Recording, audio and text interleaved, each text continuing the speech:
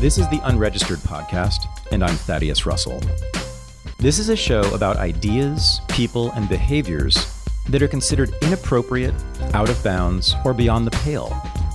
The things you're not supposed to talk about if you're a school teacher, a college professor, a businessman, a politician, a parent, a neighbor, or even a podcast host.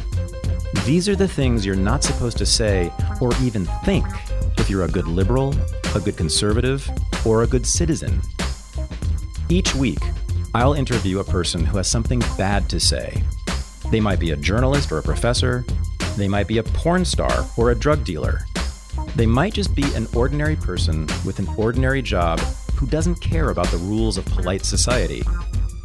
I'm not interested in breaking the rules just to be a troublemaker.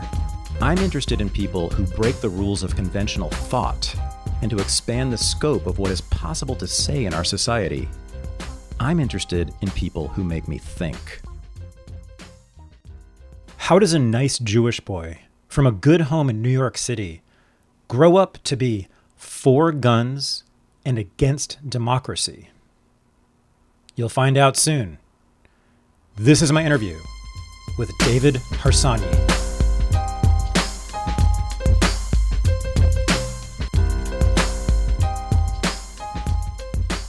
I am joined from Maryland, outside of D.C., Washington, D.C., by a guy I've been following for a long time, and I'm a big fan of his, David Harsanyi, who's now staff writer. Is this right? Or no, senior. What's your position now at National Review? Excuse me, senior writer. My bad. Yeah, senior writer. Senior writer at the National Review, but recently you were one of the founding, is this right? Founding members of the Federalist, founding editors of the I would say a founding editor, yeah. Yeah, right. Myself, Molly Hemingway, Sean Davis, and Ben Dominic. Right. So in other words, you're a big AOC fan, sort of a lefty, typical, we're just going to have an argument about Medicare for all now. Yeah, so you've distinguished yourself, I think, among conservative, I don't know how you classify yourself, but, you know, and we can talk about that if you want, but, you know, Federalist and National Review, it's hard to not classify them as conservative in some way or another. They're certainly not always classical conservatives, but, you know, you've distinguished yourself in that it's a very elite category for me of like highly intelligent, highly educated, interesting, curious intellectuals on the right. You're one of those. And I've always... I don't consider myself that at all. Which part? The intellectual part. I think I consider myself like a glorified tabloid columnist. Really? There are no tabloids for me to write in anymore. But well, yeah, I just consider myself, you know, I don't consider myself an intellectual at all. That's hilarious. Despite the books behind me. Yeah, right. Well, first of all, you're a New York Jew, so you have to be an intellectual. You're already caught in a lie. Yeah, you've written 4 books all on politics and political ideas in particular, and not just small ideas, but big ideas like democracy. Come on, man. You're a political intellectual. I honestly do not consider myself one, but that's fine. I mean, I feel like I don't really have any new or great ideas to talk about. I feel in a sense that I am a small C conservative in that I want to sort of talk about ideas that are already ingrained in our world and need to be, you know, defended, protected, and talked about. I got you. But I mean, listen, I'm not going to say, you could call, you know, I appreciate the glowing introduction. How about reactionary? Would you prefer that? I actually like reactionary. Yeah. But then sometimes I'm actually pretty open-minded, especially culturally and in some other ways to reactionary, you know, even though I know what its traditional meaning is, I feel like it's a little misleading. Well, does anyone actually think about what they're called as much as writers do, right? Like, yeah. Am I a conservative? Am I a small L libertarian? Not big L libertarian, small L libertarian, classical liberal. Probably be a classical liberal if I really had to define it. Well, for me, it's, you know, I get called a right-winger by leftists and a left-winger by rightists. And libertarians disavow me. I'm so sorry. Libertarians disavow me, and then others say I am a libertarian, and then I have to disavow libertarianism every day. And I don't know what I am, but I guess that's a good thing. Yes, it's interesting. It's the narcissism of the writer or the intellectual, I suppose, that's speaking here in our obsession with our labels. So let me do to you what my mother does to people who are conservative. Okay, so my mother is a left winger, has been her entire adult life, Marxist Leninist when I was growing up. In fact, now she's kind of like just a hardcore MSNBC Bernie chick, although she's 80 years old. But when she encounters people who are on the right, who she almost never meets, but once every few years she'll come across one. My mother's a psychotherapist, David. You got to know this part. So what she'll do is, I'm going to do this to you, especially when she comes across like a nice New York Jewish boy who's on that side of the political tracks, I suppose it would be. She needs to know, like, what happened to you to make you have these ideas. Like, what can you tell us? What trauma did you experience in your childhood, David, that would make you have such really the ideas that make us sad? They make me sad too, in a way. I would say that I grew up in New York, as you mentioned, and my parents were immigrants from communist Hungary. So I think that probably drove them to be very different than the Jews who were around them in New York. Gotcha. My dad, he was getting National Review when I was a kid instead of Time magazine, right? So he was in, and when Reagan came around, he was like all in. And so obviously he had these conservative ideas. Now, being a rebellious young man, I didn't want to share those ideas. So I sort of drifted towards, I was a complete libertarian in my, early 20s. And I feel like that was to rebel against my dad, probably. But now she's a psychotherapist, and she'd probably agree. But and now I'm sort of drifted towards the middle more of that. And I sort of have two lives. There's the intellectual life where you think about big ideas and I agree with, in principle, libertarian ideas. And then there's the real world where no one really is a libertarian at all, and you have to live within the politics of the time. So I try to do both those things. If I had my way, I'd be a libertarian, but that's not the way of the world. So when I write, I have to, I think, write about things that people actually care about I don't have to. I do as a political columnist, perhaps. Yeah. I mean, I wrote an entire book about how democracy is terrible. So yeah, obviously I don't always do that, but you know what I mean? I'm talking about what's happening in the world. I wish we had different candidates, but I'm writing about the ones you guys picked, and that's how it works. So anyway, I think my ideas came from my dad, and then I think on my own, I actually became, curious about those ideas, reading Milton Friedman or whoever. Actually, I have to be honest, reading P.J. O'Rourke when I was young was a big influence on me, and my, I'm sure one of many, many folks of my age, on my style I used to write and things like that. But he was just so funny. And so was William Buckley, so those guys, I think, had a big influence on me growing up. Yeah. P.J. O'Rourke. I don't think I've ever really read his stuff. I think he's a writer at my publisher, and my publisher was really excited when they signed me because they thought that he would help me or something like that. I don't know. But can you tell us about P.J. O'Rourke a little bit? I know just very vaguely his politics and his style. What was it about him that you liked, and what are his politics as you see them? He called himself a Republican Party reptile, where, so kind of like a traditional Eisenhower type Republican, but, in his private life less so, slightly alcoholic, that sort of thing. But really, I think he was sort of a libertarian at heart. And what I really liked about him initially was, like, Parliament of Whores, for instance, is a book of reporting, but it's reporting in a way that's sort of like Hunter Thompson, who I never really liked that much. But I think he's far superior as a Rolling Stone writer. He was far superior. And, reporting in a way that's really humorous, and reporting in a way that spares no one. So I just enjoyed that part of him, just the contrarian part of him, part of his writing. So, some of his books are better than others. As a column writer, he's fine. And he's probably a much better writer than I am in that regard as well. But his books, I think, are better when he takes his time to really just explain a place like he does with Eat the Rich or All the Troubles in the World, where he goes to Taiwan and talks about capitalism, and Sweden to talk about socialism, things like that. Mm-hmm. Okay, so you're not, when people used to refer to the New York intellectuals, right, which I think was even the title of a book, that was in reference to Jewish intellectuals entirely on the left in the 1930s and 40s.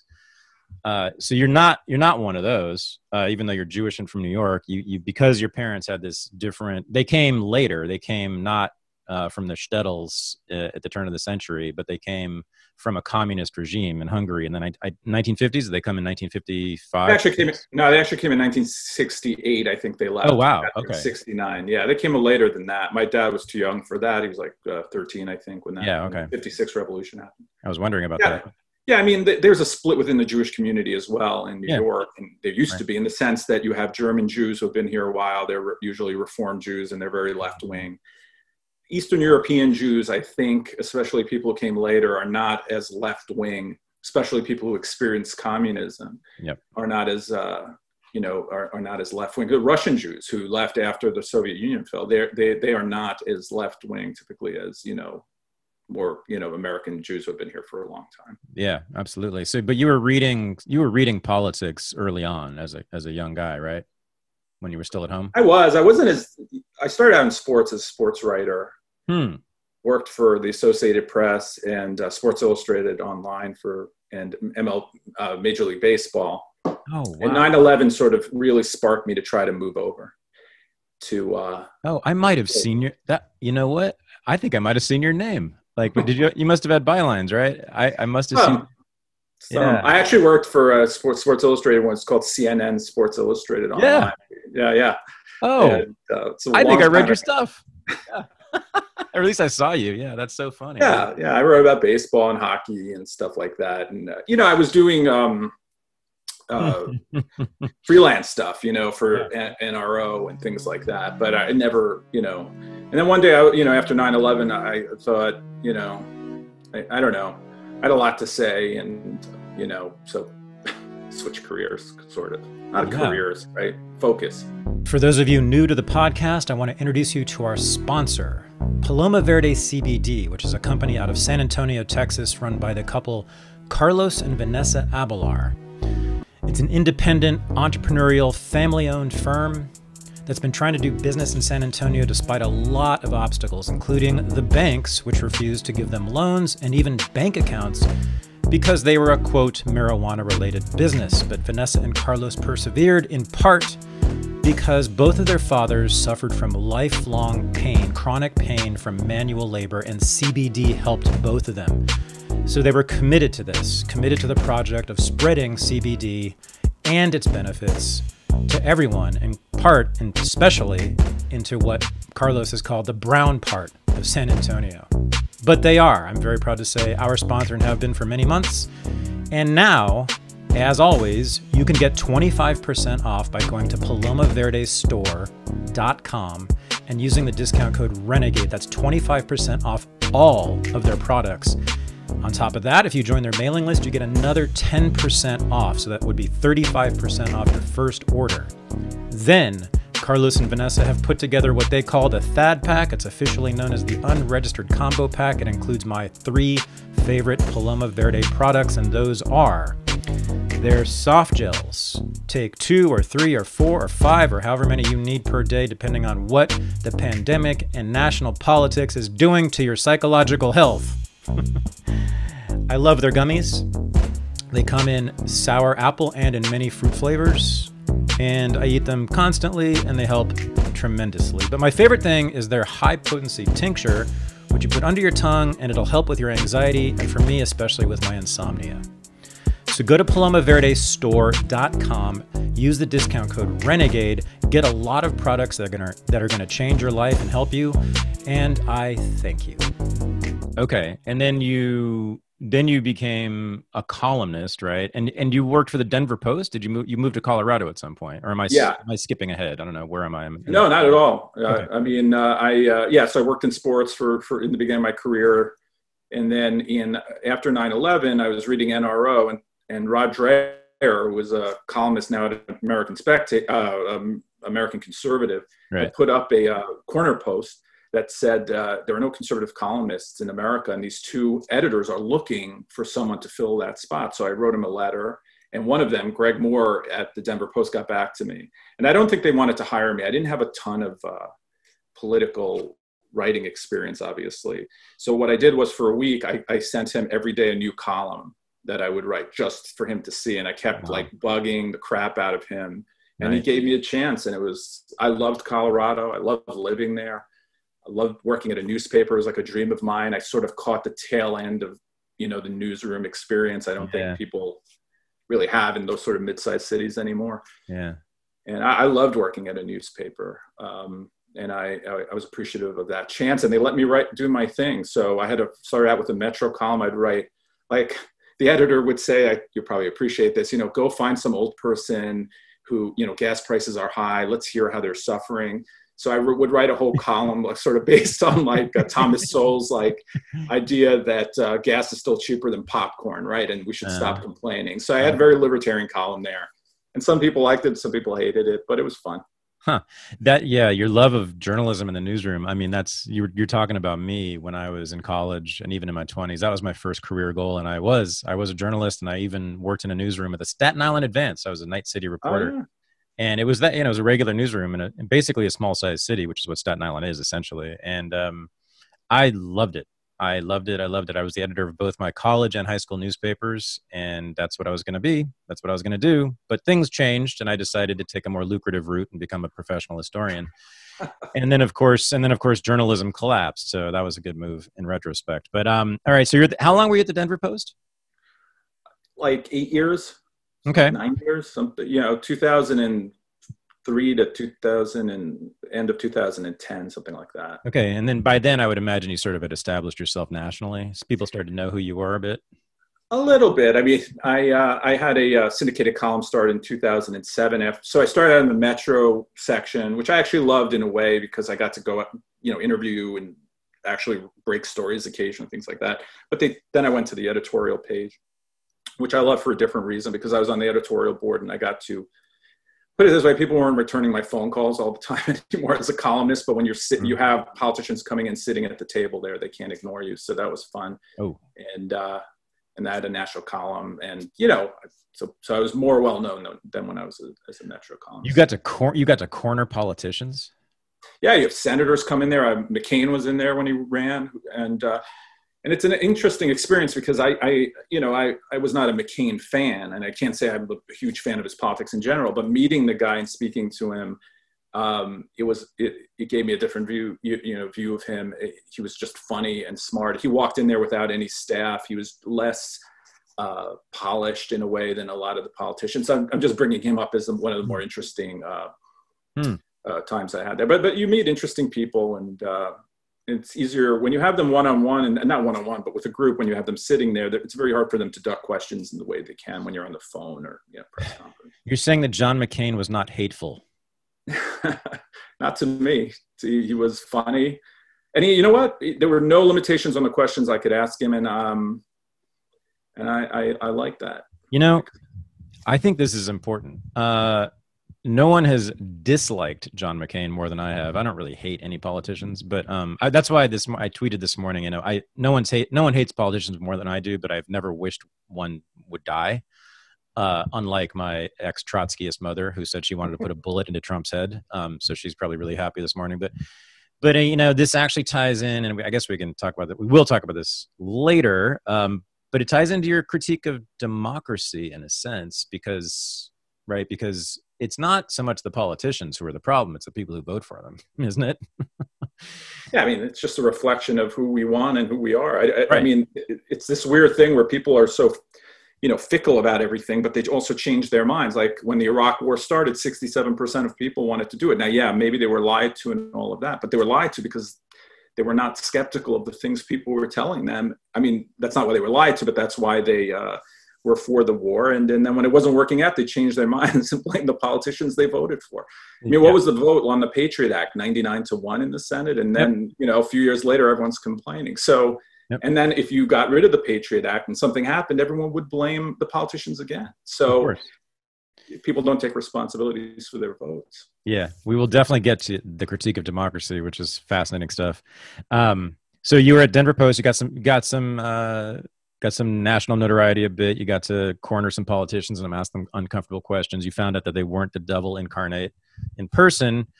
And then where'd you go from the Denver Post? Well, wait a minute, though. Not the devil incarnate. Yeah, I just want to quickly say, but many of them, I would say most of them were dumber than you would have imagined them being before. Yeah. Oh, dumb, yeah. I'm not saying that they're dumb compared, I would just say that they're average people, aren't as smart as you think. And then you start to think to yourself, why are we giving these folks more power? They are not even smarter than me. My baseline for voting for someone, which I almost never do anyway, is that they have to be more accomplished and smarter than I am. Like that is the minimum, right? And I didn't feel that many days when I went to work, so it's pretty tough. So 5 books? You will only vote for someone with 5 books published? Come on, we see a lot of the books that are published out there. I mean, that's true. It's a lot easier to get a book published than people think, even under the old system, even without self-publishing. So Denver Post, where'd you go to? So then I was at the Denver Post, and I'm friendly, or was friendly with Glenn Beck, right? And this is at the height of Glenn Beck's Fox show and all of that. Mm-hmm. And he offered me a job working for a new imprint he was starting, speaking of books, where I would be editorial director of an imprint called Mercury Inc. But I didn't want to leave writing, right? I love writing the column. So he was starting up a new site called The Blaze, and he said, you can write a column there. So I went there for less than a year. I love Glenn. He's great. He's much more interesting than people think. Yes. In the way he thinks. He's an autodidact, I think. So sometimes there are maybe pieces missing there. And I feel like that's a problem for me in some sense too, when you're taking on a big subject, I think, and you're on the radio or something, and you immediately are constantly just, there's an immediate sort of reaction to everything. You don't have time to maybe process all the history of things. Yeah. But overall, I just liked how his thinking. I think he's a good guy, and I work there. But it wasn't for me because I just want to write. I don't really want to do the other stuff anymore. Yeah. Yeah, Glenn Beck is interesting, and I think he's also been misunderstood. And I remember when he rose to fame, right at that time when you were working there, he would do these elaborate charts, right? He would do the whiteboard thing. And a lot of it was like the history of progressivism. And he was really onto progressivism and as basically the soul of authoritarianism in American culture. And ladies and gentlemen, guess what? Glenn Beck was essentially correct. And my work, I mean, much of my work, not all of it, but huge strands of my work make exactly that argument. And it's just that he did it, and he did it fairly well, actually. It's just that he wasn't a professional historian. He wasn't trained. He wasn't a scholar. He didn't have academic credentials. He didn't know how to footnote. He didn't know how to cross-check everything. I think he may have missed a couple of facts, blah, blah, blah. But like the basic argument that inside the progressive soul, since the origins of it in the early 20th century, has been a desire to control masses of people. And that's indisputable. They supported the draft. They still support the draft. They supported prohibition. They supported eugenics. They supported all sorts of coercive mass measures, against the people. So, and the lineage remains unbroken still to this day. There is a desire to control others, which I'm sure, you grew up hating that impulse in people. And Beck was all over this, but he was like the first, I think, sort of mainstream media figure to sort of say, hey, the liberals, like they won the moral high ground somehow. Like we sort of assume that liberals are good people who might make mistakes, but that's actually incorrect. In fact, if you want to look at most of the wars of the last 100+ years, who were they started by? Not just Democrats, but like liberal progressive Democrats, from Wilson to Kennedy to Johnson. I mean, and so he, it was this horrible moment where he's making this crucial argument that I've devoted much of my life and career to, but it's now discredited entirely because it's Glenn Beck's argument. So there I was, stuck. I like Glenn a lot, and I think he makes interesting arguments, but he also synthesizes, or in his books, he synthesizes complicated history and Yeah. makes it accessible for people to read. And to me, that's one of the most important things you can do. So I've always liked Glenn, and people don't give him enough credit either for starting his own web-based channel before almost anyone else did that. It was a very big risk, I think, for him to leave Fox and do that. And so anyway, I think he deserves a lot of credit. And I like being around him and his energy. It just wasn't. I just am a writer, and I can't. Can't sit there editing books of other people. I mean, I like the idea, but I don't like all the. Yeah, I'm a writer, and that's what I wanted to do. And I realized that I don't want anything more than that. I mean, I just want people to read my stuff and make arguments, and that's what I like doing. Amen. Me too. We're definitely the same person there. That's all I want to do too, in a sense. I mean, sometimes I do it vocally like this, but yeah, it's the same thing. Podcasting is writing. I think it's actually art, but that's a little pretentious for some people. But so okay, and then from the Blaze, where'd you go? Or from the Mercury Press or whatever it was called, where'd you go? I went to Human Events, which was people probably. I think it's been relaunched, but originally it's it predates the National Review as a conservative. It was more a newspaper, I think, than a magazine. Yeah. In Washington, and I went over there, and I wrote about economics and other political issues for a couple of years, and it was the truth of the matter is I just wanted to write, and I wanted to come to DC. Glenn was up in New York. By the time I left, actually, Glenn had moved to Texas, and I didn't really want to move there, though I probably should have. No, by now, yeah. So I went to DC, yeah, and I moved to the DC area, and I worked there for around 2 years. Okay. And what were you? Let's see. So where are we now? Are we in the 2000s, 2010s?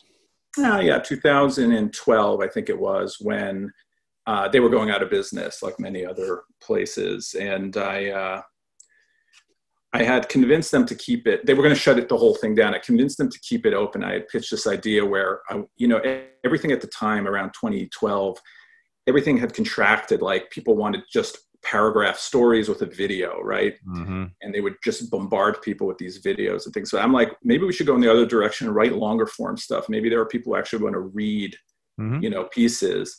And I had come up with these names, and I'm like, I only need like 4 people, and we can continue to get the same amount of hits we were getting with this giant staff. So they'll let me do that for a little bit, but then they sold it to Town Hall or something. I don't know who bought it, but then Ben Dominic, who I knew from online, he'd come to me with the Federalist he was starting up, and it was basically the same kind of idea.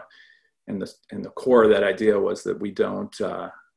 There doesn't have to be a differentiation between political writing and cultural writing and writing about history, that it's all just one big discussion, and conservatives shouldn't be shut out of the cultural discussion either, which they had been, and that we wanted to start a site that talked about just the things that we cared about in life. Like, I'm a big culture guy. I love talking about music or whatever.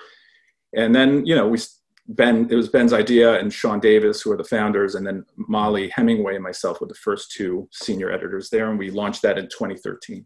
Mm-hmm. And then you asked me to write for them about a year later. I did. I think you turned me down, though. I did. Well, yeah. I think you had a good reason. Well, yeah. I mean, that at that point it was more financial, because you guys didn't have a lot of money at that point. But yeah. But it was, I remember thinking, what the hell?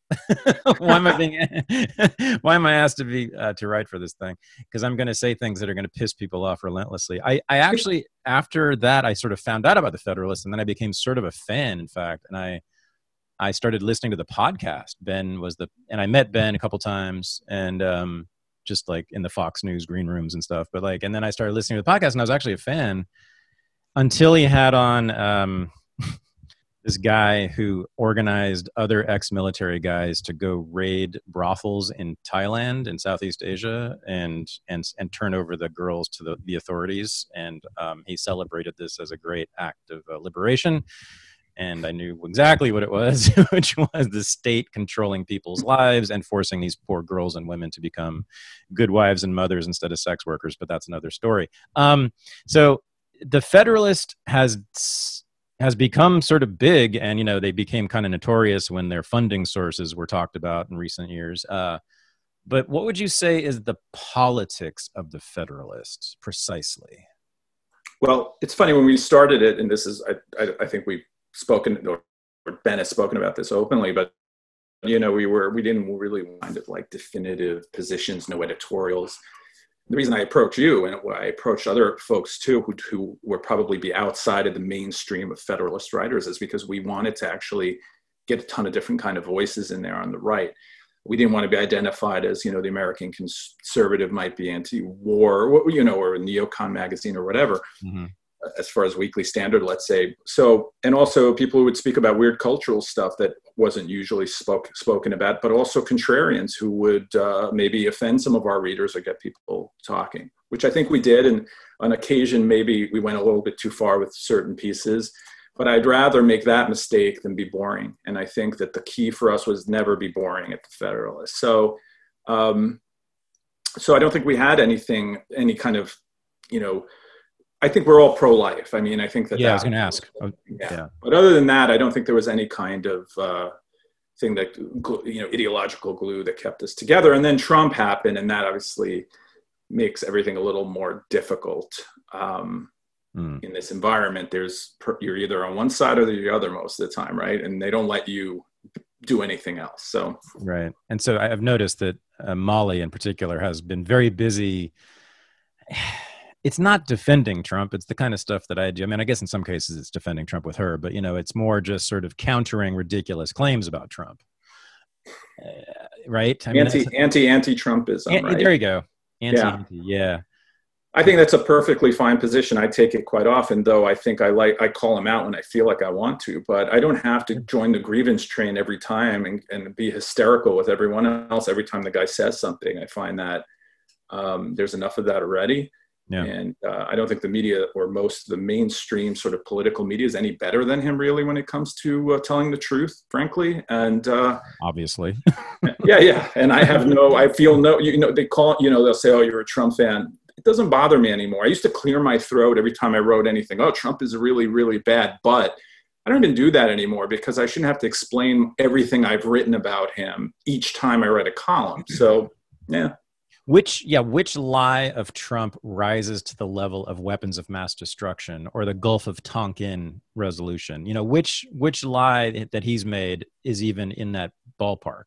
Or even if you want your insurance, if you like your insurance, you can keep your insurance. I mean, these are lies these lies changed, either changed cost lives or changed policy for the whole country. I mean, in real ways. So listen, I wish our politicians didn't lie. I think I am one of these people who believes that Trump like I grew up, part of my childhood was in Queens, and he is a very familiar character to me. And you worked in Staten Island, this, everything. My wife makes fun of me. I am not, everything is the best or the worst, or a million people did it or nobody did it. You have, or zero, everything is absolute maximalist. Yeah, exactly. So that's how he speaks. And I don't always like it. It is what it is. And, but it doesn't offend me as much as it does most people. I mean, I wasn't a fan of his when he was running. I was writing columns against him all the time. Yeah.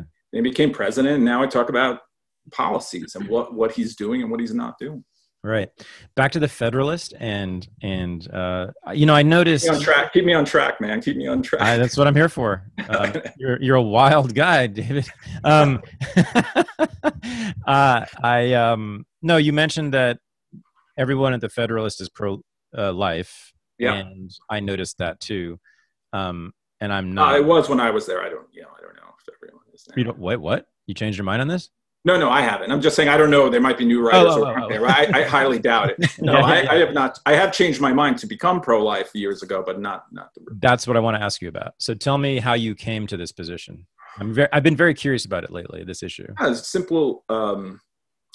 Listen, I don't think I was ever like pro-abortion or very pro-choice on the issue. I just never really thought about it very much or cared very much.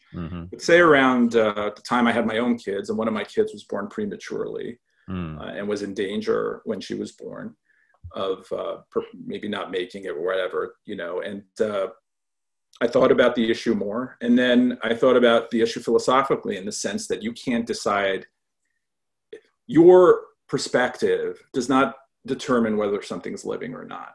That's how I view it. So if a person loses a child at 5 months and believes it's a child and is upset about it and cries about it, it's a human life that they lost, I feel like that's a life. Scientifically, I think it's a human life. There was this thing in Denver where I lived, where this woman was crossing the street and a car hit her and then drove away. She was pregnant and the baby died, so they charged the guy with murder, or manslaughter, whatever it was, but something to do with taking Homicide. a life. Yeah. And it can't be arbitrary. It cannot be arbitrary, at least from my perspective. And especially when it comes to late-term abortion of viable babies, which is there around 10,000 a year or 8,000 a year in the United States, especially those. So I think there is a scale to how immoral I think abortion is, meaning, I don't think every sperm is a life, right? But I do think a viable baby is 100% worth protecting, because I think it's an individual. Okay. And when is it viable? That's a good question. I would say that babies can now be kept alive maybe 23 weeks, something like that. So that at a minimum. But I mean, then you get to the point, and I don't know if you're pro-life or not, or pro-choice, but then it gets to the point where it's, 20 weeks, you're 2 weeks away from being viable. Yeah. Is it okay to get rid of you? So my position, I think, is my position on God. And I know you once described yourself as an atheist, but I am, my position on God is agnostic. And I just don't think you can prove or disprove the existence of God, so I just don't know. And I don't think you can prove or disprove that abortion is murder, although I respect people's belief that it is murder, just like I respect people's belief in God. But until I see proof of it being murder, or proof of God's existence, I'm going to treat those two things in the ways that, I'm sorry to say this, the most convenient for me. And so I don't live according to the dictates that God allegedly wrote down or dictated to others, Moses or whoever. And I don't shape my life, my sex life, my love life around an idea that can be neither proven or disproven, I'd say. Although I think there are strong arguments on both sides. It's just, I've never seen dispositive proof or evidence that it's murder, but I totally respect it. So that's my position. I think Charles Murray one time called it justifiable homicide. So, oh my God. Yeah. Really? But he was saying it in his usual philosophical way, so it wasn't as harsh as it sounds coming out of my mouth. But yeah, listen, I am an atheist, but I don't ever get involved in arguments over God's existence. It's not something you can prove or disprove. It's a worthless argument. I mean, I used to read Christopher Hitchens, and I found those arguments to be the least persuasive or effective of his, even though that's probably what he's most famous for, I guess. Mm-hmm. So I don't get involved in those arguments. It's irrelevant. I am a fan of religion, especially Orthodox religions, because I think me too. It's sort of an organic me too. Guardrails that have, it's not like God told them, but whether it's like the Constitution. I don't really care if God gave it to us or not. I'm going to pretend he did, because if I treat it as God-given rather than man-made, I think it has more purpose, and it's less malleable, right? Because a higher power gave it to us. And that's how I feel like with the moral strictures of faith. Now, obviously, a lot of people involved in those faiths are hypocrites or whatever. But I like religion in general. I'm not religious myself. I like Orthodox Judaism, Orthodox Catholicism, any Orthodox religion. Me too. I'm the same way. Yeah. And the reason I like it, this is probably just naive, and I'm sure people who suffered in these churches as children would love to yell at me, but I'm the easy, like, Berkeley atheist outsider to say this, but is the aesthetic qualities, what they add to life aesthetically for us. And I think of, have you ever been in the Istanbul airport by any chance? No. I was about to say Byzantine stuff, like the Byzantine art. It's just so beautiful. I have books of it. It's just great to look at. So Turkish Air, the reason I've been to Istanbul is because of Turkish Air, which is this incredible international airline that goes everywhere, and it has the prices are like a third of everything else. So that's why I took Turkish Air. The thing about Turkish Air is that every single flight, no matter where you go in the world, and they go everywhere, has to go through the Istanbul airport.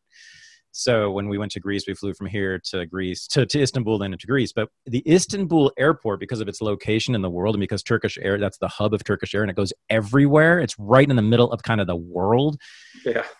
That it's like that Star Wars bar scene where he walks in and it's all these different characters it's like that times 10. And it was just groups of people from Africa, from South Asia, from every continent, dressed in garb that must have been religious, which from pretty cosmopolitan cities, I lived in New York and LA my whole life, basically, and the Bay Area. I did not recognize, I couldn't tell you one thing about these people's religion, but I knew they belonged to some religion, but they were absolutely stunningly beautiful. And it was just this incredible pageant of all the world's religions, it looked like to me. And they were just gorgeous. And I thought, just that alone, we haven't even talked about the cathedrals and the music and the incense and the robes and this and that, right? That all the Orthodox original religions have given us. But yeah, I just kind of think that the world would be a little more beige, a little more stucco, a little more bland, a little more like IKEA without them. No, I agree with that as well. I was just writing something about how many of the churches in Europe are being closed down by the hundreds, and some of them are being made into supermarkets or skate parks and things like that. I think that's a big problem for Europe just in general, but it's also kind of, I guess it's kind of nice that we're saving those buildings, but it's kind of sad that they're being taken. And I'm not one offended by consumerism or anything like that, but it's kind of a shame that we can't compartmentalize anything anymore that is just sacred in that way, right? In some places, but yeah. The other nice thing about a lot, not all obviously, but a lot of the Orthodox religions, is they tend not to be evangelical, right? So the Hasidim, for the most part, leave you alone in Brooklyn. There's the one Messianic sect. What are they called? Is it the Lubavitcher? Lubavitchers, yeah. They come in, they ask you if you're Jewish on the street, but other than that, they stay to themselves, as do Orthodox Christians, I think, generally. And what do you think about evangelicalism? As a faith, I'm not, it doesn't appeal to me as much in general, though I meant, growing up in New York, I don't think I ever knew anyone who was evangelical. Everyone I knew was either Irish or Italian or Jewish, and that was it. Right. I mean, anything else was exotic. So when I moved to Colorado, though, I met a lot of evangelicals and who were in these mega churches and things like that. And they're just really nice people. And, generally the family lives are very rich, and I like them, but those places are too secular in my view. It's like, I hate Reform Judaism, It's like, if you're going to do it right, Yeah, me too. Yeah. So it's like the Hasidim you mentioned and the Satmar or something like that, they're aggressively, well, in Judaism, there's no, they're not looking to convert, what's it called? They're not looking to convert anyone, so the Satmar are like aggressively anti-social, right? Yeah, I know. So, and that's fine. I think that you have these communities that grow within there, and they're beautiful, and they have their own traditions, and I like that in a way. I like that there is some flavor, as you said, to the world. In New York, you see a lot of that. Evangelicals, to me, like, it's like going to a rock concert when you go on Sunday with like the band and everything, and I find that just a bit off-putting. Just as faith goes, it's not my thing. But I don't know that much about it. I know, my wife's Catholic, so. Oh, interesting. It's more, she's a shiksa. No, I'm more involved in that. And I think Catholicism is beautiful, obviously the church itself has had its problems, but I think just the faith itself is beautiful. And I like, Greek Orthodox or Orthodox churches are beautiful as well.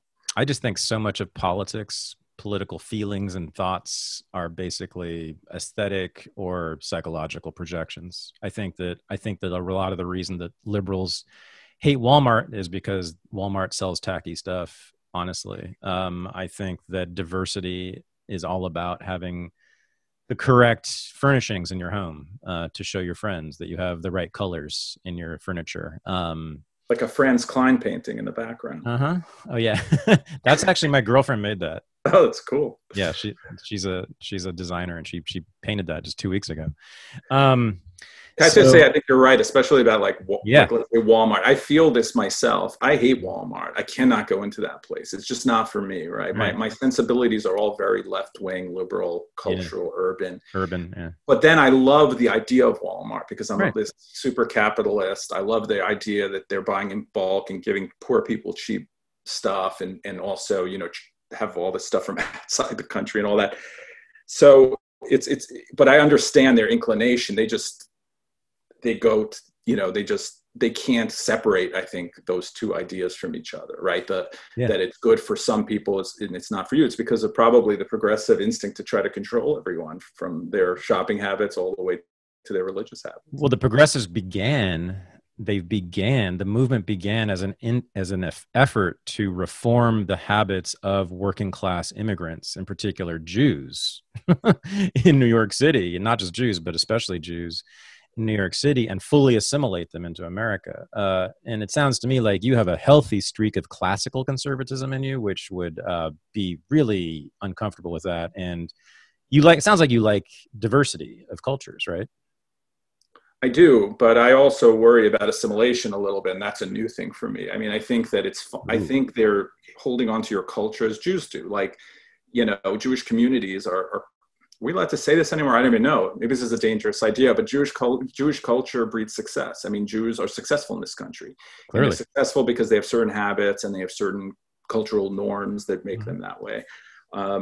But they also, you know, wait, what was the original question? I just lost my train of thought. I forgot. Keep going. Keep going with Jews. And Jews are culturally, they're successful. It just is. And I remember. So now, but they also assimilate into the into American, you know, they embraced American norms of politics, of, you know, whatever, even Christian norms, really, right? So just in how they dealt with each other and so forth.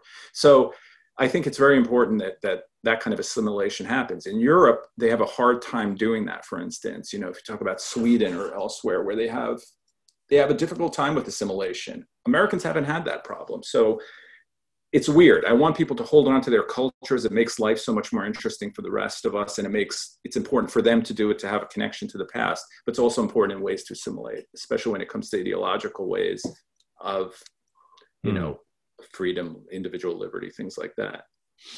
Oh, I see. So like because of the good stuff in American culture, like the Bill of Rights, you want people to assimilate into that? Right. Yeah. I want them to drop their political ideas because they don't work anywhere else. Right. Like Sharia law, you would prefer that they assimilate into like American culture than carry ideas about Sharia into the United States. Right. I mean, I think it's fair to say that there isn't a single Muslim majority country in the world that is actually free, right?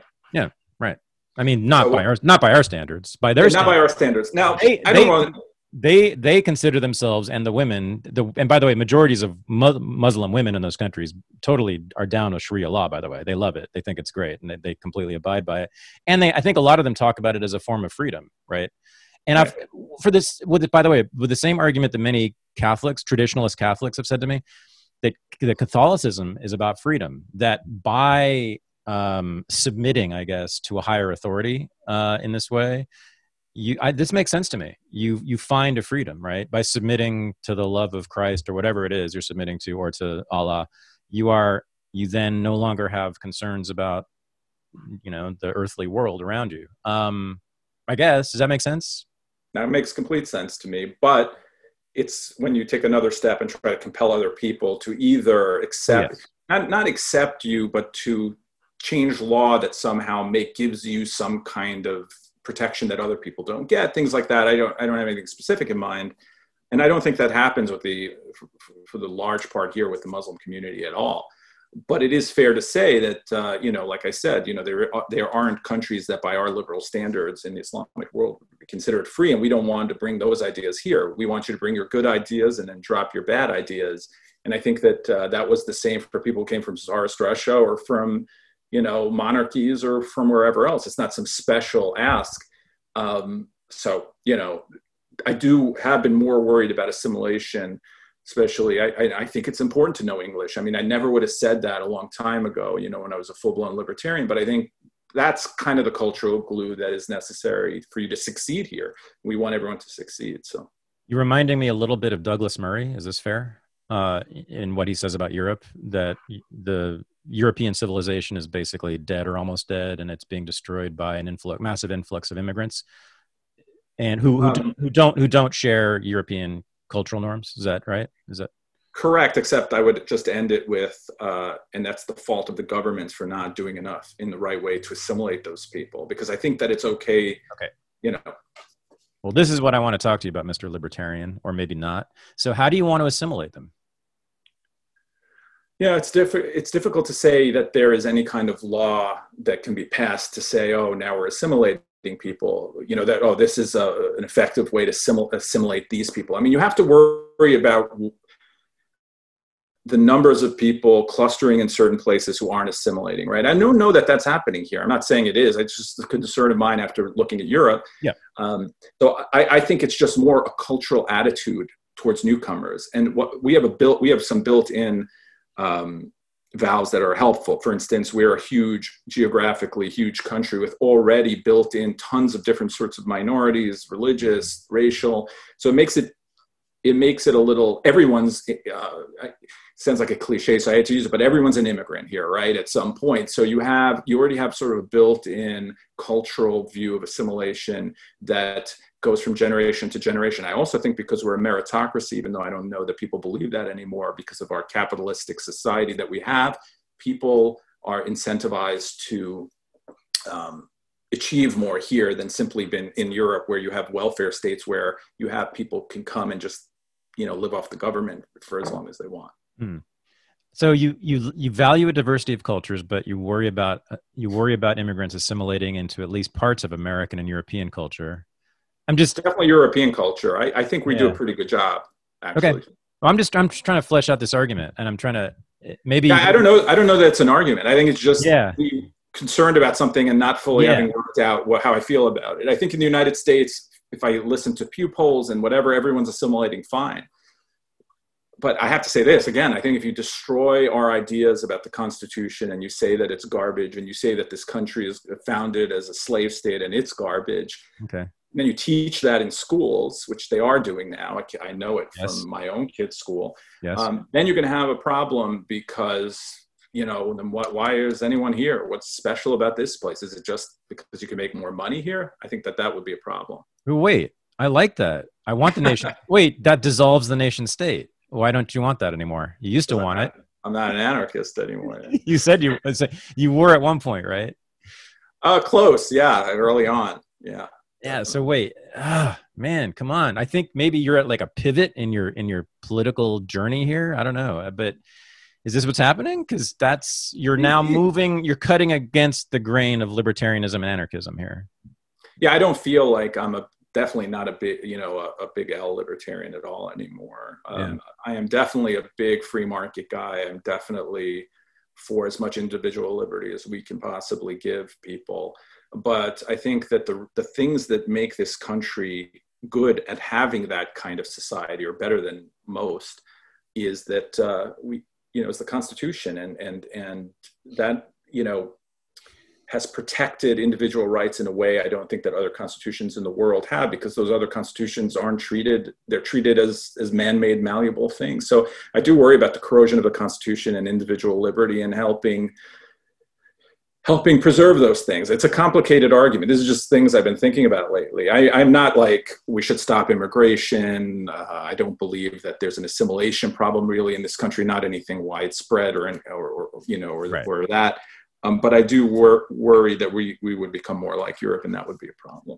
So bring in your funky dress, your different food, even some of your ideas, but don't bring in a hostility to the Bill of Rights. Yeah, I mean, basically, yeah. Okay. I mean, yeah. I mean, if that's your position, that's not a terrible position. I mean, it's just a question then of how to enforce it. I mean, do you believe that the Bill of Rights are sort of a distillation of Enlightenment ideas, right? If you believe that, freedom of speech, freedom of religion, freedom to defend yourself, things like that, I think they're very, very basic ground rules for people to accept if they come here. Yeah. Yeah. I mean, no, the First Amendment as a law, as a set of words, I'm not so concerned about. I'm concerned about the culture of freedom of speech, right? That's a different And thing. Yeah. which, I'm not the first person to say this, law is downstream from culture. I'm sure you're very well aware of this. And so we could strike down the Bill of Rights entirely and we could be fine so long as there's a very healthy, powerful culture of freedom of expression and civil rights and individual liberties in this country. Of course, I think it's the other way around right now. God, what just happened today with the First Amendment? The House, for God's sake. What did they do? They passed this bill that called for, it was basically an anti-QAnon resolution. Did you see this? They just did this today. Every single Democrat voted for it and like 13 Republicans voted against it. It's a condemnation of QAnon. But then it calls for the FBI and the Department of Homeland Security to, focus more intensely on, quote, people with extremist views that they got from fringe political conspiracy theories. So I qualify for that. I'm an extremist and I have fringe theories, and even some of them are conspiracy theories. Like I think much of World War II was a conspiracy. Like I know this, guys sat around in rooms, like handfuls of dudes sat around in rooms through the early 40s and decided the fate of the world. This is not news. Same with World War I. Same with a lot of things, right? But First Amendment, my gosh, how is that not like a direct attack on freedom of expression, right? We all used to agree on this, right? That the most fringy views are the ones you need to protect. No one needs to protect a mainstream view. So, yeah. Right? Yeah. We internalize, the censorship has been internalized on social media, you're not allowed to talk about certain things. I hate that. I hate that Congress has resolutions nudging government towards chilling speech. Basically, that's what they're doing, and it's just the norm now. I think most people believe that should be the case. QAnon. I don't know. Honestly, I don't even know what that's about fully, but. Because you're a part of it. Are you? Isn't it also Jewish? It's a Jewish pedophile, satanic international ring that is running the world basically against Donald Trump, and Donald Trump's going to save us from it. I believe. If it wasn't Jewish, I might buy into it, but the Jewish thing. So it's Epstein. Yeah, it's a Jeffrey Epstein thing, right? There's this. Yeah. No, I'm just saying it's like growing up in the Jewish community. I went to yeshiva actually, and wow. So the idea that there's the joke where two Jews go into a room, there's three opinions or whatever. It's like the idea that Jews can have any kind of conspiracy together is outrageous. Seriously. Exactly. I mean, half of the you whole Gemara is one big argument between Jews, right? It's just hang out in a Jewish family for 5 minutes, you're going to see an argument, Yeah. Well, we did was yell at each other. Yeah. Fighting. All right, let's do this. I want to talk about your last two books. You've published 4, and I know you're working on a 5th that you don't want to talk about, but your last 2 are pretty darn relevant, I think, right now, and fascinating in their arguments, and I'm definitely sympathetic to them, but I want to flesh them out here. So, and I guess I want to do them in reverse order, right? The last one was actually about guns, and the one before that was about democracy, right? Correct. So I think it was 2014 you wrote the democracy book, and 2018 was the guns book. Right. Cool. Okay. So let's do the guns first. You make a compelling argument, I think, in that book that guns are the basis of all the other rights enumerated in the Bill of Rights. Is that right? Is that a fair thumbnail summary? Yeah, pretty much. I mean, okay. Both as a cause of the revolution itself, were the British trying to collect powder and muskets and take them away from the populace to leave them defenseless. And also ideologically, I think that self-defense was a hugely important issue for many of the founders.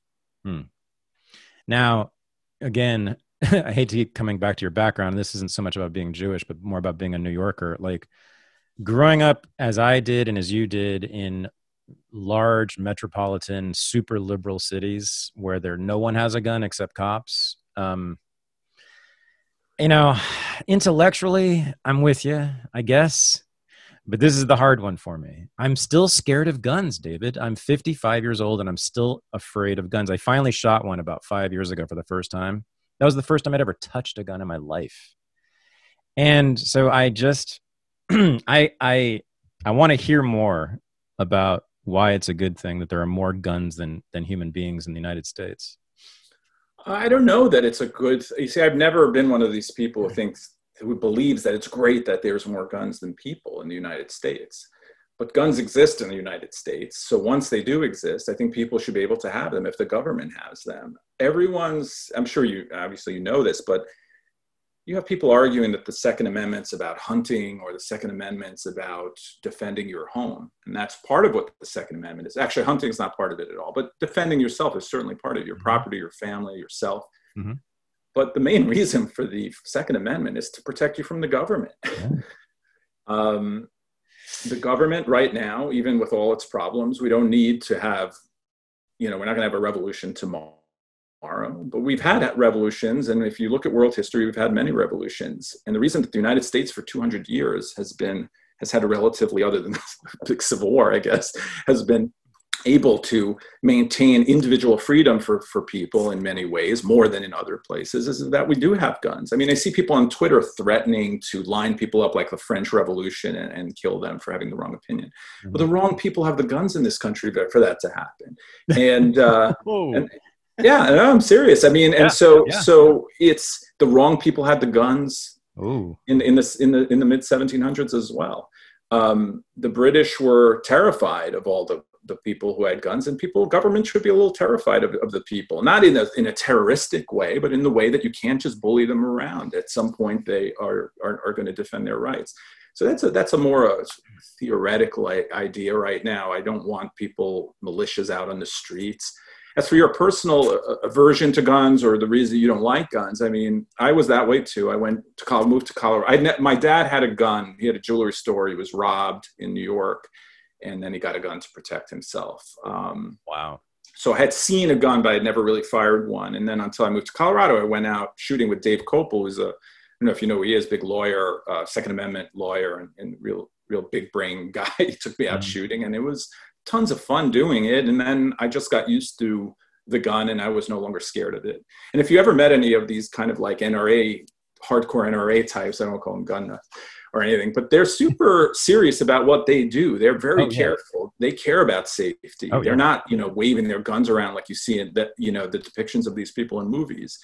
And that's important. So, but yeah, I mean, obviously we have guns. We're a pretty violent country in general when it comes to criminality and stuff like that. So what are we supposed to do? Disarm the populace? It's not like the bad guys are going to give up their guns. This is an old argument, but it hasn't changed. Yeah. Are you aware of the Huey Newton Gun Club in Dallas? No. Are you aware of Maj Touré, Black Guns Matter? Oh, yeah, I think I know that name. Yeah. So those are two groups that are acting. They're not talking about, they're doing it. They're training people in gun safety, gun use, how to own guns, how to do it safely. Discipline. Gun discipline is really the word that encompasses what they're teaching people. And they're teaching people in the hood. And they're encouraging people to buy guns in the hood, but then to do it and then to take their training. So I think that's about the best idea I've ever heard of in terms of like dealing with all the issues we're talking about today. If you've got a gun in your house and you know how to use it and you're a very sober, disciplined person about it, which they demand in their training, the cops are going to respect you. If there's more people like you in your neighborhood, the cops are going to respect your neighborhood more, and they're going to be less likely to do arbitrary bullshit like they do. You're certainly less likely to get jacked by someone in your neighborhood, and I think that your argument, I think, extended to the ghetto, as it's called, I think actually is the answer. It's funny because some of the Black Panthers in the 60s right. the Bay Area made very, very good, strong Second Amendment arguments. Now, occasionally they took them into courthouses and started shooting up people, so it didn't exactly work out as planned, but their arguments were strong. And I don't know if people know this, but the Heller case, for instance, which reaffirmed the individual right of gun ownership, started initially as a bunch of cases, and one of them, I forget her name, I think it was Shelley Parker, but I'm not sure. It was a Black woman who lived in Washington, D.C. and in Southeast or something like that. And she was constantly being threatened by drug dealers and she wanted a gun to protect herself. I can't think of a better reason for the Second Amendment than Shelley Parker or Mm-hmm. The McDonald case up in Chicago was the same thing. Right. It's the people who really need guns aren't suburban white people. They're people who live in inner cities and whose lives are threatened because they're trying to, live an orderly, normal life. And they shouldn't feel like their lives are threatened. Obviously, no one wants to take out a gun and shoot someone, but just knowing that the weapon is there is incentive for people not to rob your house. When you don't have any weapon, right, it makes it much easier for them. And then there's another very good point in your argument. Is two numbers or graphs, I guess. The graph showing the decline in crime since the 1990s and the graph showing the rise in gun ownership since the 1990s at the same time. So we have, as we know, we have more guns than people now. And that's a new phenomenon, by the way. That wasn't true in the 1990s, but it certainly is now. And we have far less crime. I mean, it's been going down precipitously until very, very recently. But that seems to pretty well quash the argument that a rise in the number of gun owners is going to result in a rise in crime, right? I think so. I mean, I'm not going to pretend that those are correlated completely, right? You have Sure. Gentrification in cities, and they become more safe in many other ways. A lot of folks, when I speak to them, they think the 70s was sort of the high point of crime in New York and elsewhere. And I grew up then. I'm 50 years old. Mm-hmm. As a kid, my dad used to take me into the city. It was a pretty scary place. And even in the morning, walking through Times Square was not something you wanted to really do. And, but the high point of crime was in the early 90s. That's when you had the murder rates at their highest. And since that, and then there was a peak and then it went down. And as you say, it dropped a ton. I mean, we're at historic lows still, even with a little spike in crime in certain places. And there were many factors that went into it, but clearly gun ownership started to spike at the same time. You had in the 90s, you had the repeal of but the sunsetting of the assault weapon ban and things like that. Many more people were into guns and got guns, and you didn't see any spikes in crimes. The places with the most guns usually have very low crime rates. In red states, you don't have high crime rates. So, I don't think, there are many factors that go into that, but the argument that people have more guns will always lead to more crime, it's clearly not true. Every graph shows that. Yeah, I think so. And then the big argument you're making, though, this is the one that really, it causes a lot of people on the left to want to put you on this list for the Department of Homeland Security because it's I want to be on a list because it sounds like a fringe conspiracy theory, right? Because you're making the claim that the government of the United States is going to it's going to become dictatorial, and we're going to have a civil war, David. We had one not that long ago, right? Well, there is that. Okay, a little blip in American history. Yes, 600,000 people. I think an armed populace helps us not have a civil war. The idea that it just won't happen. I mean, in any kind of conception of reality that I see moving forward, maybe, 20, 30, 40 years, but you're just not going to have someone knock on your door and take your gun. It's just not going to be acceptable. Even when people say they want to, can you imagine? Kamala Harris says she wants to, confiscate guns, or Beto O'Rourke says that, but it's just not realistic. You cannot go to someone's home and take their gun. And if people have guns, you're not going to be able to take their other rights away either, for the most part. If it becomes, I think that we live so well that we can't even envision any kind of political violence, and I hope it never happens. But you know what?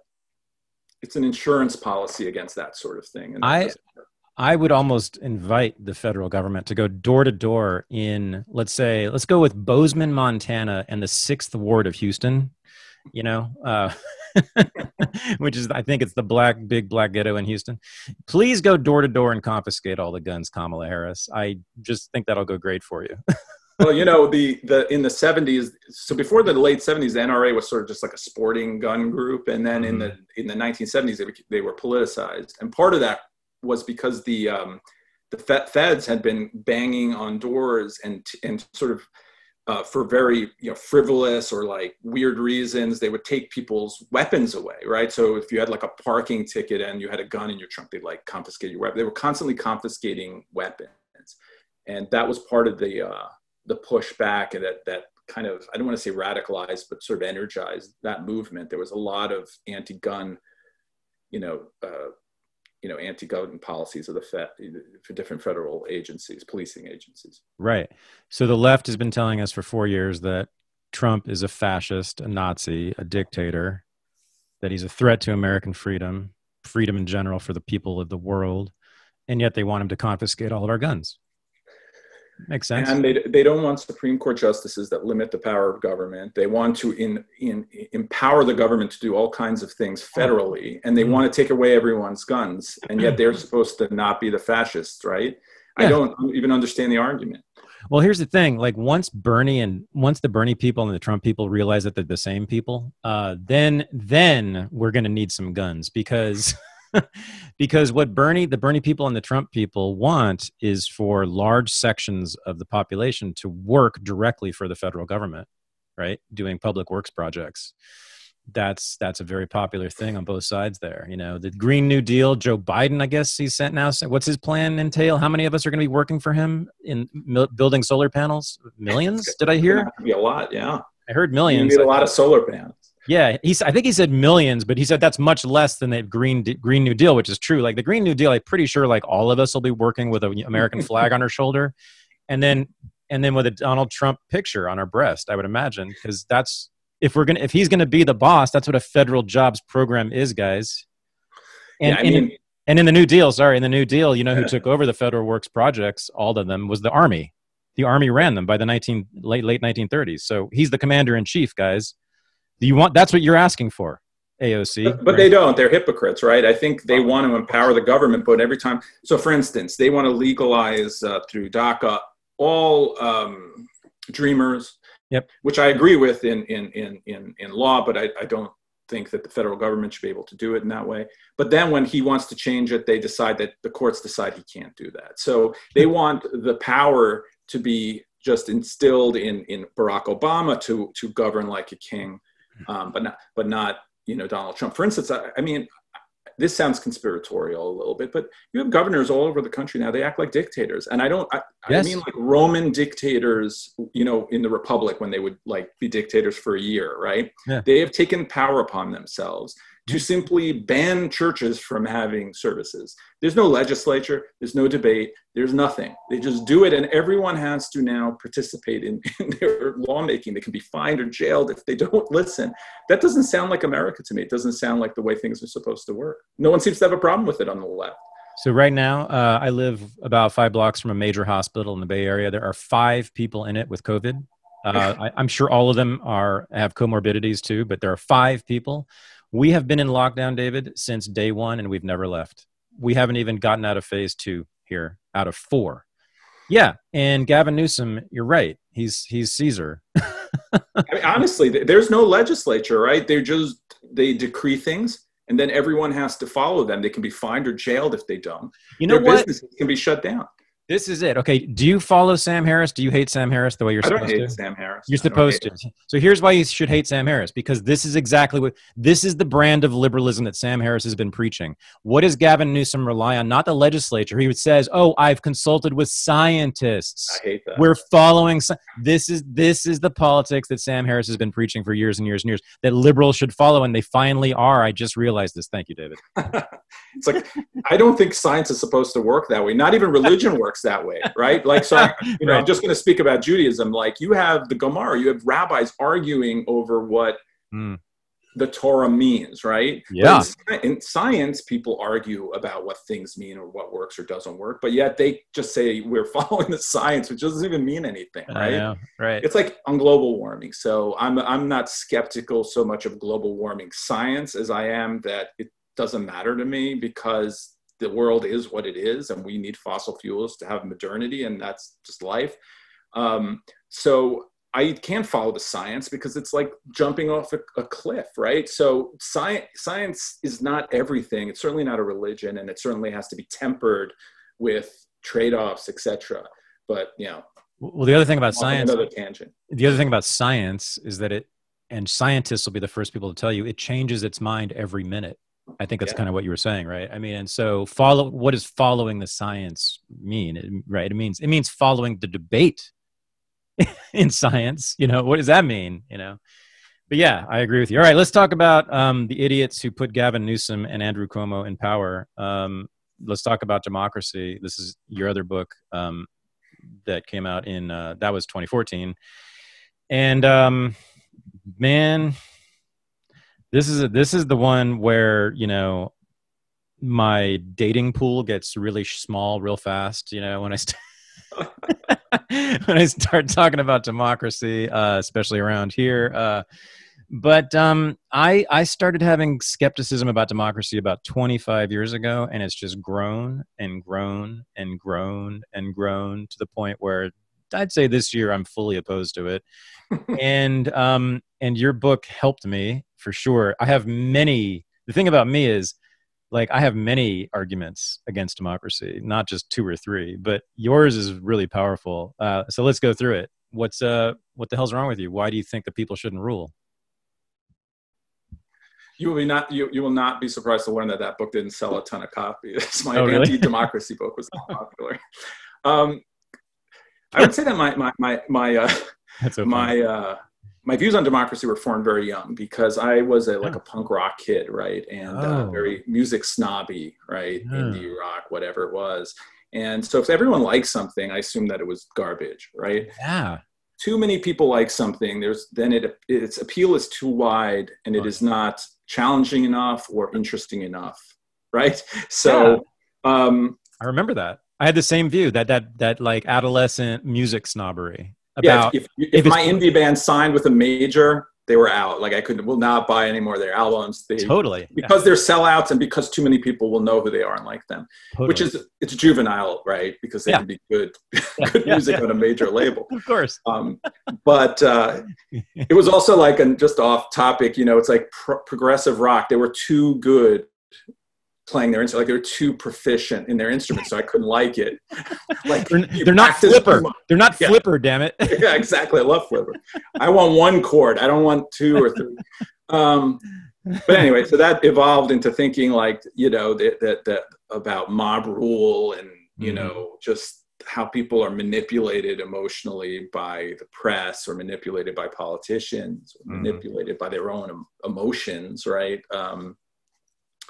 And now I've actually developed my idea a little further since that book, in that I think that for people who don't have faith, and who don't have a religious sort of faith in some ideology like I do, like in free markets and stuff, right. I think that they are always looking to fill that vacuum with some kind of moral structure. And politicians have become that morality in some way. And then they, you know, it's like people who go to church. Let's say you go to temple, and then you go home if you're Jewish, and then you go and eat at the Chinese food place later that day. You sort of are just going to temple is sort of a virtue signal, right? To use the modern phrase. So I feel like voting for the right party is more like a cultural decision than it is about policy. That's why people don't change their minds anymore, because they don't really care what the tax policy is of Donald Trump, because it's almost for sure it's not going to pass anyway. Nothing happens in Washington.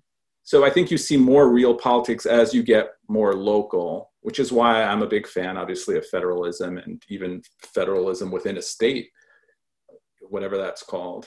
Yeah, well, decentralism, localism, right? Yeah, just diffusing and decentralizing votes.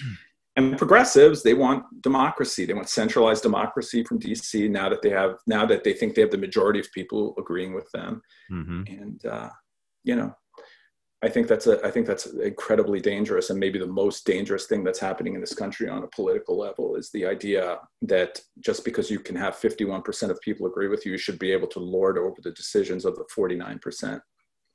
Yeah, and I've said this many times on this show, but I'll do it again. I'll do another version of this. So we have, what is it, 350 million people in this country now? And I just looked it up. It's like 210 million adults over 18.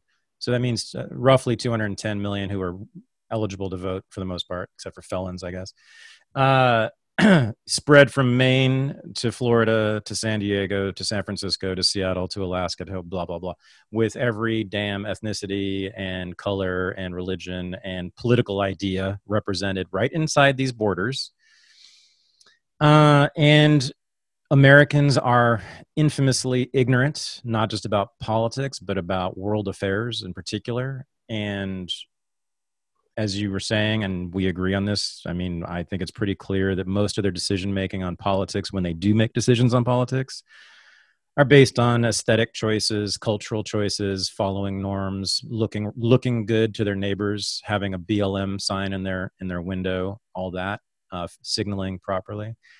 The problem is that to have a functioning nation state governing that much territory and that many people, you have to have a whole lot of cops and a really big military. And guess what? That's what we have. So we have 1 million law enforcement. We have the biggest military in the history of the world. And the people who run those massive lethal apparatuses are ignoramuses, David. my friend Ben Dominic, who I worked with at the Federalist, had a tweet once that it's, I forgot what it said, but it was something like, we have to come to the conclusion that the people who run the country are idiots, right? I mean, yes. And that is the scariest thing probably going. I think Twitter has been so helpful in letting us see that many of our professors and many of the politicians who run things and agencies, entire agencies, Brennan running the CIA, or wait, I mean, you see him on Twitter and he's just like the rest of us. He's an idiot, right? So or he's like emotional, or he's ridiculous, or he believes in a conspiracy, a real conspiracy theory, let's say. And then you're like, oh my God, he ran an organization that he could just pick up a phone and drone someone in Yemen and blow them up, an American citizen. And like you say, I mean, with they have these lethal organizations that are huge and powerful. It's a scary thing. This is one reason we shouldn't want to give government more power, and yet it seems to me like both sides want to give them more power.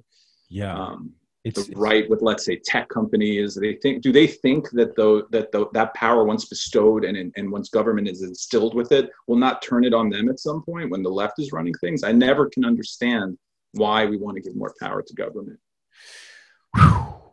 Ben's right, I think, in saying that we have to accept that Americans are idiots, but on politics, right? I don't think Americans are stupid, right? Americans are brilliant in all sorts of ways. This is the thing. I wrote this in my book. Yeah. No, Americans don't care, or used to not care about politics that much. I actually, in my book, I make this argument. I think that's a positive. Yes. Our life should not be consumed with elections and politics all the time, even though that's what I do for a living. Yes. The normal Americans I meet, they don't want to talk about that all the time. And that's a good thing, because it means government doesn't play that big of a role in your everyday life. But now it's going in the wrong direction, I think. But Americans, in the things that they do, they're amazing. And lately, because of the internet and so forth, I think they're micro-focused even more on the things they enjoy and like. Yeah. And I'm fine with that. I think that's great. But yeah, I mean, if you ask, like, if you say to someone, point out Iran on a map, I mean, it's probably like, what, 5% of people maybe could do that. And, that's a problem, though. That's an educational problem, which obviously is a different topic. Well, we just put a lot more money into the schools. We educate the people better, and then they'll vote better. That's the plan. But yeah, no, as to the ignorance of Americans, like you and I, we do this professionally. You and I are ignoramuses politically about politics. Like, how much do you and I not know about politics? Yeah, I mean, literally, right? Yeah. Come on. Not just politics, just history, or, I mean, for me, more than you, but just, every time I open a book, there's a whole shitload of stuff I don't know anything about. I'm like, wow, this is crazy, right? So, but isn't that what Hayek spoke? I mean, you can't know everything, and the whole point of having a society be free and not compartmentalized, but having the ability to just focus on the things that you're doing. You can't know everything that's going on about all things all the time. That's why technocrats drive me crazy, and that's basically what we have: a bunch of technocrats. I mean, in some way, Trump has crushed that, even though he's sort of a big government guy, because I'm reading this book now on James Baker, who was, Bush's first Bush and Reagan. He was chief of staff and stuff like that. And there were like 10 people in Washington controlling everything, like in a back room, which is, I should like, right? Because it's anti-democracy, but I want the right people in the back room. But the way that the hubris they showed over how they could control not just the United States, but what was going on around the world, I think that's also dangerous. I can't write a book about this, but the one thing I do believe is that really we have very little effect on anything, no matter what we do, right? The world is just sort of barreling forward, and that's why I think we should do the best to sort of ride the wave and let people be as free as they can. But anyway, I'm off topic again, but yeah, so it's listening to like James Baker think he can control the whole Middle East, in some back room is annoying as well. So that, well, yeah. So here, that brings me to, so you're talking about Hayek's knowledge problem, I think it's called, that he says that, no central authority can understand enough about the whole populace it's governing to govern effectively in the nooks and crevices of every locality.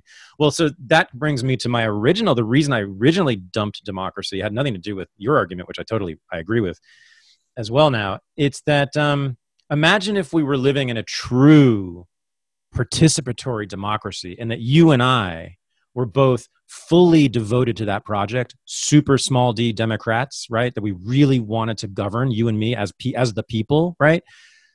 No, we know how much we don't know, you and I, right? Because we actually study stuff. So even though I've been studying American history for 25 years, there's far more that I don't know about that one subject than I do know. I'm exhausted just thinking about how much I have to study to be democratic. I'm exhausted thinking about all the meetings, all the commissions I'm going to have to attend, all the votes I'm going to have to make. And if I'm going to do it well, if I'm going to be truly democratic, I have no time for any of your punk rock or your baseball or your hockey. Right? I mean, it's just work. Yeah, but people aren't as serious about it as you are. That's the problem. That's why, I want to make voting harder, not for any specific group, just generally. I wrote a column for the Washington Post a few years ago. I want to make it just harder for people of color. Is that okay? That's what everyone accuses me of, right. Because it's the easiest. And women. Yeah. But that's a dangerous idea. You were like, No, I mean it. Look, hey, I'll riff on that if you're afraid to. Listen, I think Jordan Peterson is an idiot about 85% of the time, but I gotta say he's making kind of a point there about like gendered ways of thinking, and I do think that there is a traditionally feminine way of thinking about politics that is taking hold in American politics for the first time, and I think it is fucked. It's really dangerous. I mean, I'm not exactly sure. There's something about the victimhood. There's something about the sort of false caretaking. It's like the whole country's become it's become a codependent relationship, right? Between the caretaking mom and dad in Washington, and then all the children below them, the citizens who want it. We want to be taken care of. We're little children with their mouths open, just waiting for the worm to be popped in. I mean, so, I'm gonna have to think about ways to frame that so I don't, so I can keep my career going. Okay. I mean, listen, I don't act. Listen, I mean, but I have argued in the past that it should be harder to vote. I think people should, and it's not because I want people to be more educated about the system. Like I speak to people and I don't think they understand how like the Electoral College votes or how like the Supreme Court's not supposed to be democratic. Like I don't even know that they understand those basics. But then I say to myself, okay, if we educate people, will they be better voters? No, the smartest people I know are the dumbest voters I've ever met, right? I mean, intellectuals who I see on the internet have some of the dumbest ideas imaginable. So maybe that's not the answer. I don't know. But I think that just making voting itself be this sacred thing that you do, I think undermines what voting is actually about. It shouldn't be that important in your life. The Constitution doesn't even really protect your right to vote as a person, right? I think that voting matters if you are moving forward freedom in some way or defending freedom, or if it has a good end. Democracy itself is just a tool. And it's just Venezuela had a democracy. Russia has a democracy, and so, and people like Putin. Does that make it a democracy good? No, I don't think so. Democracy is good when you vote for Warren Harding or Calvin Coolidge. It's not great when you vote for Barack Obama or maybe even Donald Trump. Are you going to vote? I never vote. Never. I was just told, voted in years and years and years. I was just told by someone that I told them that I'm not going to vote, and the words out of their mouth was, "That's disgusting." I get that all the time. All the time. I don't vote. I started not voting when I was a Metro columnist because I felt like I shouldn't vote. I don't think journalists should vote, and they should be involved in politics in that way. But mostly I don't vote because I feel better about myself when I don't do it. I don't like to, I don't want to hear how I voted for Donald Trump or I voted for this one. And then I have to explain myself all the time. Yeah. Also, it's been easy for me, frankly, because I live in states where my vote doesn't matter at all. I mean, in New York, it never once mattered. Maryland, it's certainly not going to matter. Probably would have mattered somewhat in Colorado during the Bush-Kerry election when I was there, but I wasn't going to vote for either of those guys. So, yeah, it's great.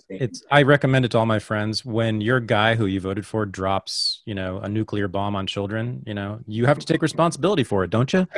I mean, by the way, can I ask this? I mean, I've made this argument before. Like, is it not okay to hold voters responsible for the things that the people they vote for do? Who else should be held responsible? I don't get it. Like, I'm like, if you vote for the guy, especially if you vote for him twice, like, Obama's droning and the deportations in his second term. If you voted for him a second time, how are you not responsible, at least to some extent, for that? Whereas you and I never have to be responsible. I'll push back a little. Okay. Yeah, I don't feel responsible for any of that, right? But I mean, lesser evil votes. I mean, it is a thing, and if you feel like one guy is going to defend the things that you care about more than the other, then maybe you vote. I'm not sure you have to take responsibility for everything they do. I don't really know how that would work. I think that you have party problems in primaries. I mean, is Joe Biden the best person to run? Is Donald Trump the best person to run? It's clearly not the case, but wait. I don't know. But wait a second. No, they call the other thing besides being disgusting and evil, they say, when I say that I don't vote, is what do they tell you? What's the word? You're being irresponsible.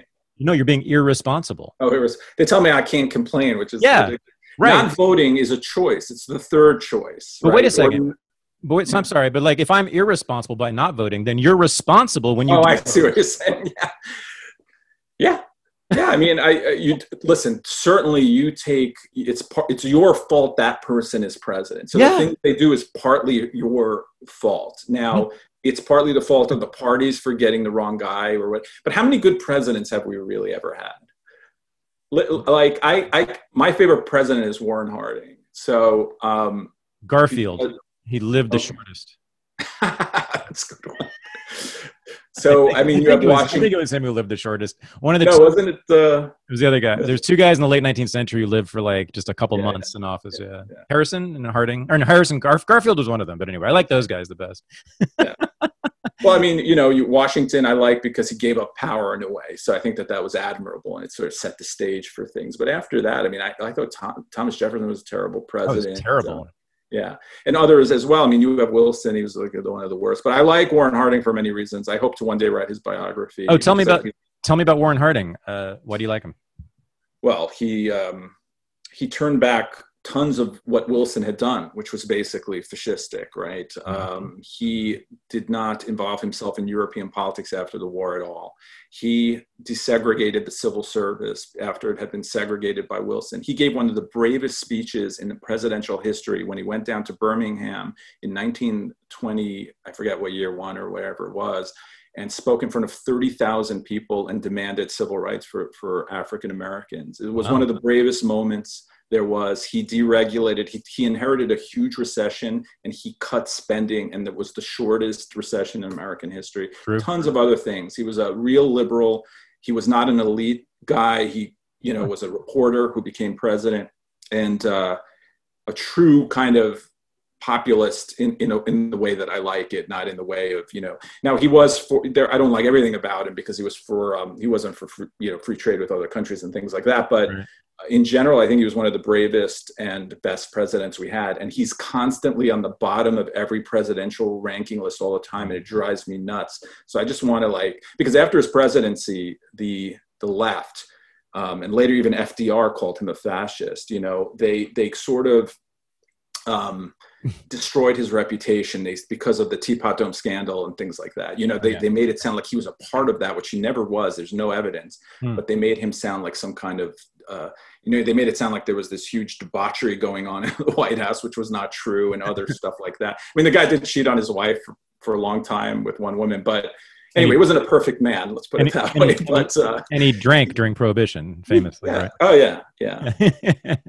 That's all right. But so anyway, I think he was a really great president and got really a bad deal in history. So I'm not a trained historian or anything, but I think that he needs a book of me defending him one of my favorites. Yeah. David, you finished this by educating me about American history, once again proving that I am an ignoramus about all things, even my specialty. So thank you. That's really interesting. I will look into Warren Harding a lot now. I'm curious about this. Thanks for coming on the show. Thanks for demolishing all of the most sacred truths held by Americans with me. Thanks for proving that you are indeed a political intellectual, and I hope to see you again. Yeah, it's been a lot of fun. Maybe we'll have a show on how I'm not an intellectual. I will make the argument. Okay, we can do that. Yeah. I don't think it'll be that popular. I don't think people will believe you. But yeah, man, thanks for doing this. And good luck out there during the ensuing civil war in America. I hope we both come out of it alive. You too. Keep safe. I know you're in an area where you might need to. You too, buddy. You're near Washington, so good luck. All right, David. Thank you. Bye-bye. This is the Unregistered Podcast, and I'm Thaddeus Russell. To join the new Renegade University, go to renegadeuniversity.com. To join the new Unregistered Underground, the supporting listeners group for the podcast, go to unregisteredunderground.com. Thanks for listening.